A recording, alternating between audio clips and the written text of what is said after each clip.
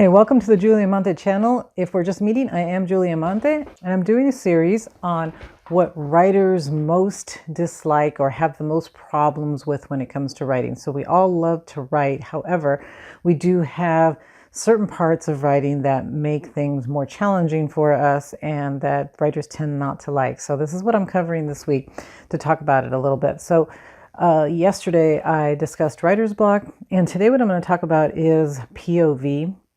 So with POV is how we see the story, right? So we see it from the point of view of usually the main character, the main protagonist of the story.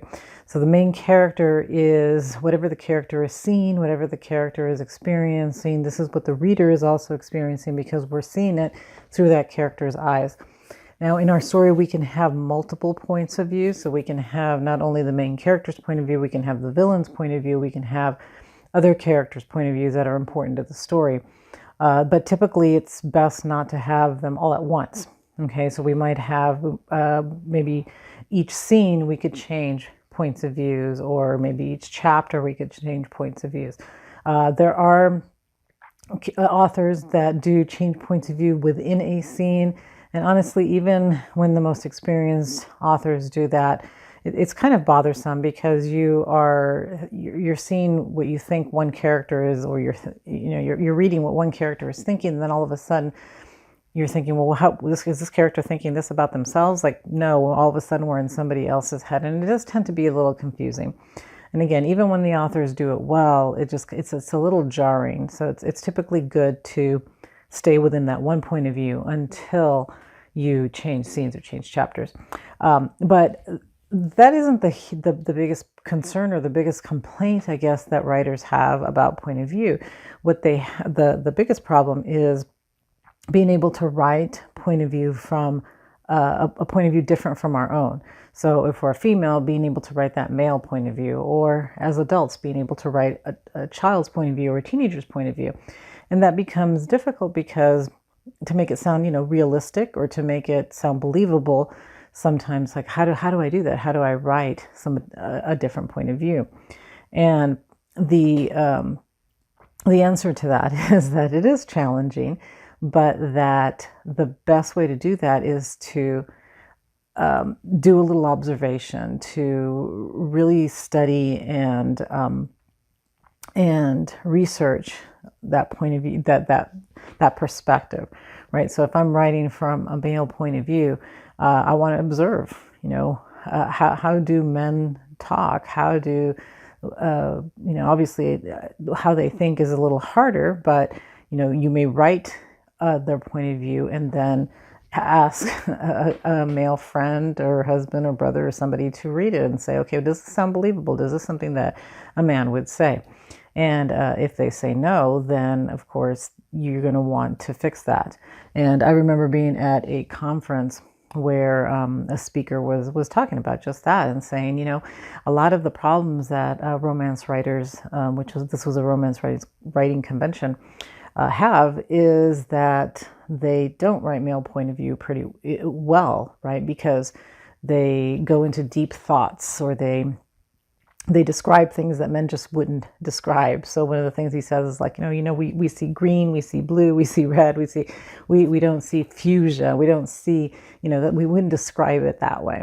And so if you as a writer are putting those words into a male character's point of view, then it's going to sound bizarre because men don't. And it's a generalization, obviously. There's going to be some men who do, who are into colors, but he's saying like kind of as a big general thing.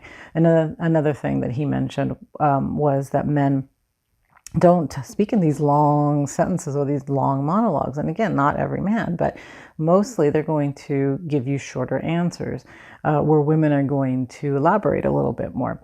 So again, it's kind of interesting. It just depends on your character, because who's the character that you're writing? If you're writing a character who is a speaker, who is, a lawyer, who is somebody who typically speaks more for a living, maybe that character will have a different kind of vocabulary. So in order to be able to write a point of view that is different from your own, you really do need to do that observation, ask people that are from, that subgroup, and say, okay, how do you, how does this sound? How would you say this? Does it sound realistic? The hardest thing that I had, the most difficult book that I wrote was Becoming Americana, because this was from not only a very young character. She was, I think she was 19. And so she was a 19-year-old college student. And even then, I mean, I wasn't that much older. I think I was in my, was I in my 30s when I wrote that book? I'm not, I don't even remember anymore, but it had been quite a while, right? And at that point, I wasn't teaching college, so I wasn't with that age students. I was teaching actually little kids. And not only that, she lived in a neighborhood where a lot of her friends were gang members, and that was part of the problem. Is she was in a point in her life, sort of this fork in the road, where what direction am I going to go in life? She wanted to go to college and do something different. She had adults in her life that were guiding her and telling her, this is your path. This is your path out of poverty, out of all these things.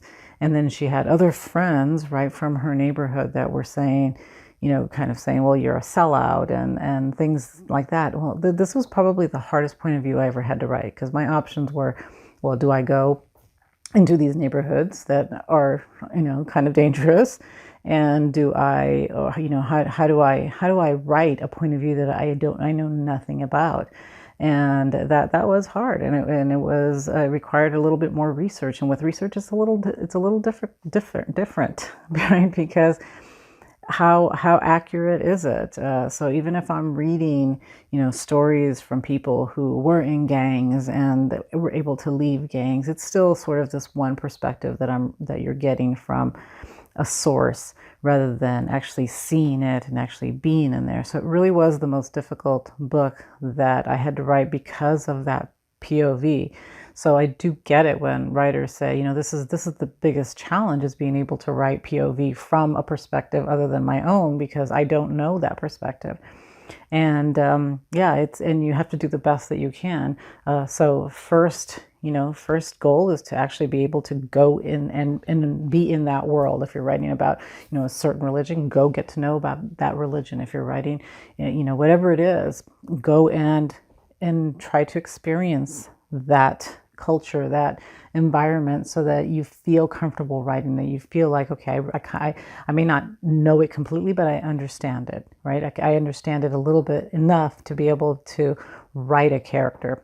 Because no matter how realistic it is fiction, right? It's not going to be as real as it really can be, but you want to make it as realistic as possible. And then the other option is to do some research, and if possible, let people read it. If you're writing the male point of view, let men read it and say, how does it sound? If you're writing about a teenager, find one, listen to the way they speak, listen to the things that they're interested in, the things that they talk about. And then those are the things that should be in your story. So, first thing is try to be in the world. And if you can't be in the world, try to research it and try to ask people from that group to let you know if you're on the right track. So I do have more. I did write a blog about this topic. So if you want to read it, I am going to link it below. You can click on that and read a little bit more about POV. But I hope you enjoy this blog, and please click on the button below and go ahead and like this video, and come back tomorrow and we will talk about the next challenge that writers tend to have with writing.